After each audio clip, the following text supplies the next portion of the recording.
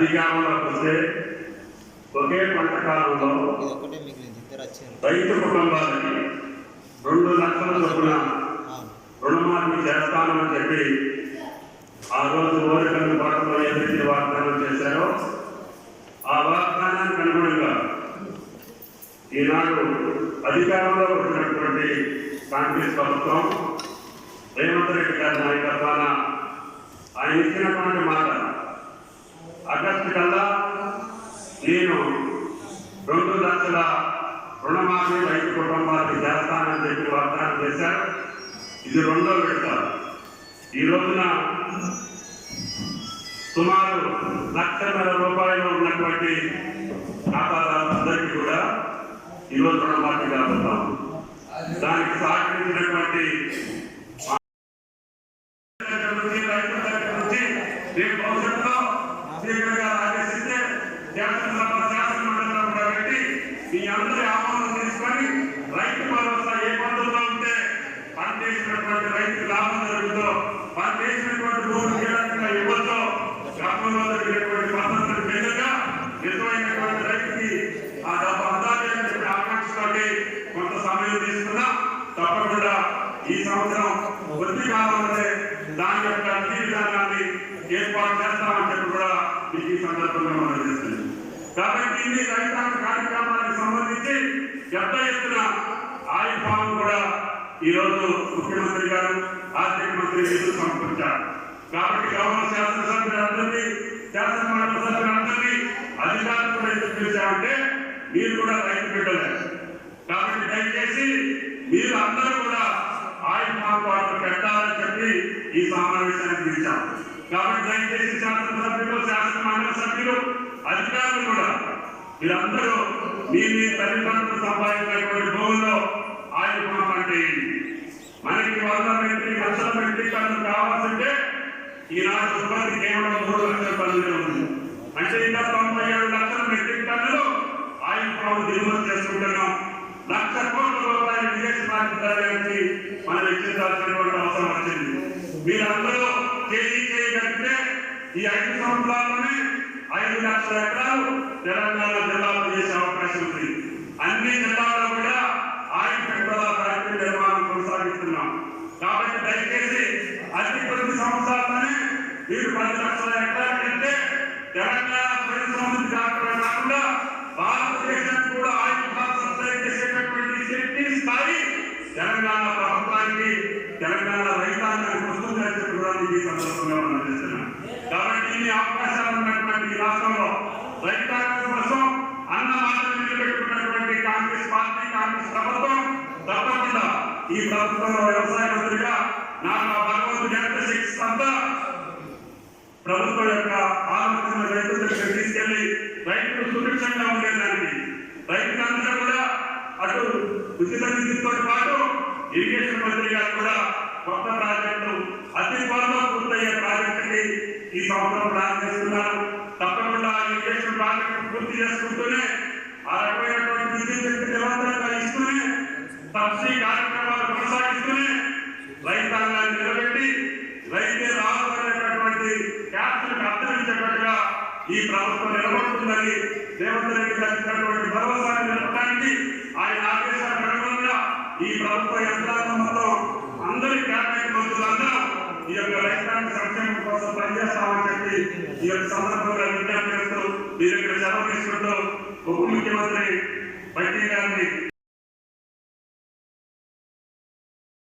ప్రధాన కార్యదర్శి గౌరవ మంత్రివర్యులు పార్లమెంట్ సభ్యులు శాసనసభ్యులు శాసన మండలి సభ్యులు రైతాంగ సోదరులు పత్రికారులందరికీ కూడా ఈ యొక్క చారిత్రక ఘట్టం భారతదేశ రాజకీయాల్లో ఎప్పుడో కన్నీ జరిగినటువంటి రీతిలో ఆనాడు మన్మోహన్ సింగ్ గారి నాయకత్వాన దేశవ్యాప్తంగా జరిగినటువంటి 70,000 కోట్ల రుణమాఫీ ఒక చారిత్రక సంఘటన.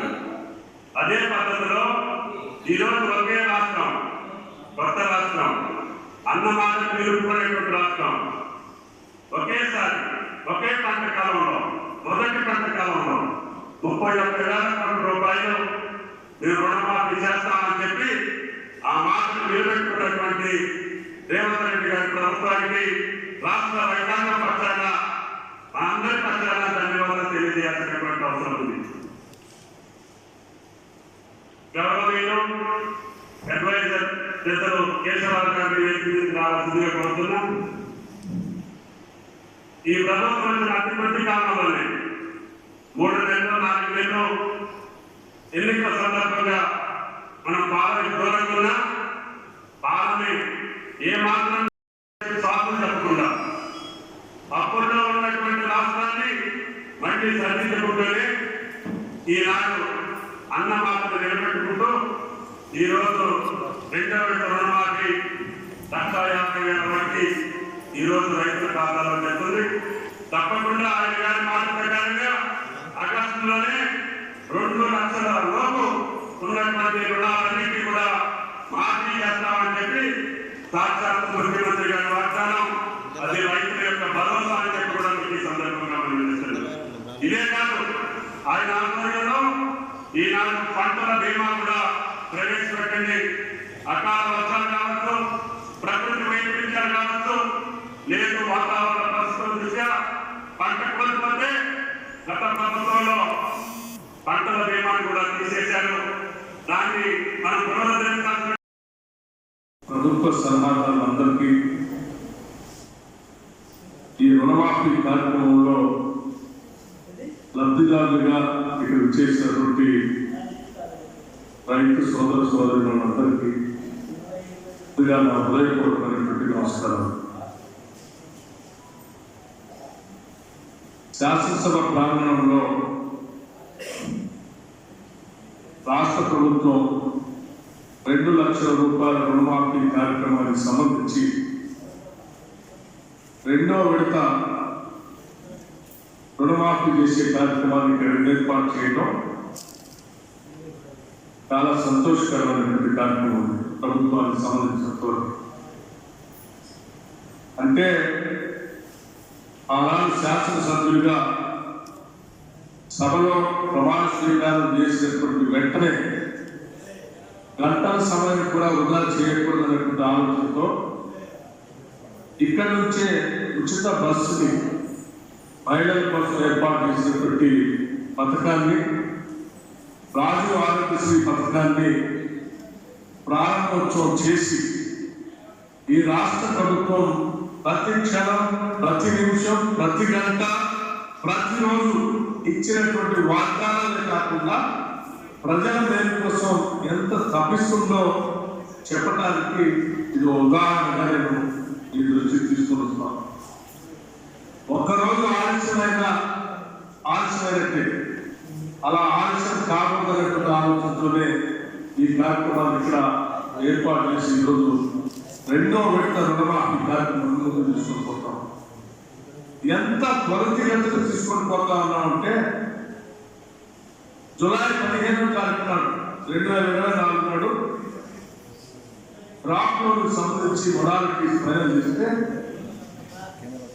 15వ తారీఖు నాడు మొడాలిటీస్ ఫైనల్ చేస్తే 18వ తారీఖు నాడు కేవలం 3 రోజుల వ్యవధిలోనే 11.50 లక్షల మందికి క్రాప్ లోన్ వేరు చేయడం కోసం 6,098.93 కోట్లని 10.84 లక్షల మందికి ఒకటేసారి ₹1,00,000 రుణమాఫీ పొందేటువంటి అందరికీ చేసి చూపించారు కేవలం 3 రోజులు. అట్లాగే 2వ దఫా రుణమాఫీ కేవలం ఇదే జూలై మాసంలో 18వ తారీఖు నాడు మొదటి దఫా రిలీజ్ చేస్తే ఈరోజు 2వ విడత 6,190 కోట్లతో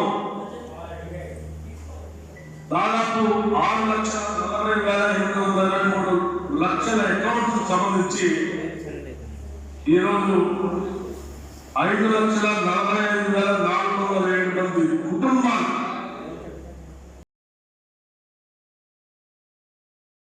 ఆగస్టు నెలలో ఏదైతే మాట ఇచ్చిందో మాట తప్పుతాడు అని నేను మా ఆర్థిక మంత్రిగా మా అధికారులతో కూలంకషంగా చర్చించి ఇటు వ్యవసాయ శాఖ అధికారులు అటు ఆర్థిక శాఖ అధికారులను అందరినీ కూర్చోబెట్టి ఎట్టి పరిస్థితుల్లో రుణమాఫీ దాన్ని తీరవలసిందే, దీంట్లో ముందుకు వెళ్ళవలసిందే, ఈ సంక్షోభాన్ని ఈ సమస్యను పరిష్కరించాల్సిందే అని చెప్పి ఖచ్చితంగా కూర్చొని ప్రణాళికలు రచించి అన్ని రకాలుగా నిధుల సమీకరణ చేసి ఈనాడు రెండవ విడత 6,198 కోట్లు దాదాపుగా 6,40,000 మంది రైతులకు రైతు కుటుంబాలకు ఈ రోజు చెల్లిస్తున్నాము. మొదటి విడతలో 6,098 కోట్లు దాదాపుగా 11.5 లక్షల రైతు కుటుంబాలకు లాభం జరిగితే ఈ రోజు దాదాపుగా 6,198 కోట్లు 6.5 లక్షల రైతు కుటుంబాలకు మేలు జరుగుతుంది రెండవ విడతలు అని చెప్పి నేను గర్వంగా ఈ వేదిక మీద నుంచి తెలంగాణ రైతాంగానికి విజ్ఞప్తి చేస్తుంది. ఇది మా చిత్తశుద్ధి, ఇది మా పరిపాలన దక్షత. కాంగ్రెస్ పార్టీ నుంచి ఒక మాటలో చెప్పాలి అంటే ప్రాబ్లం లేదు, ఇదే ఇద్దరు ఉన్నారు కదా. ఇంకోటి రైతు బీమా కూడా అప్లై చేస్తారు.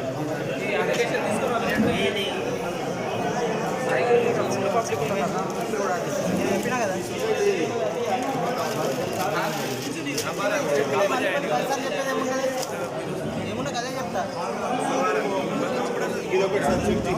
ఆధార్ కార్డు ఇది ఆధార్ కార్డు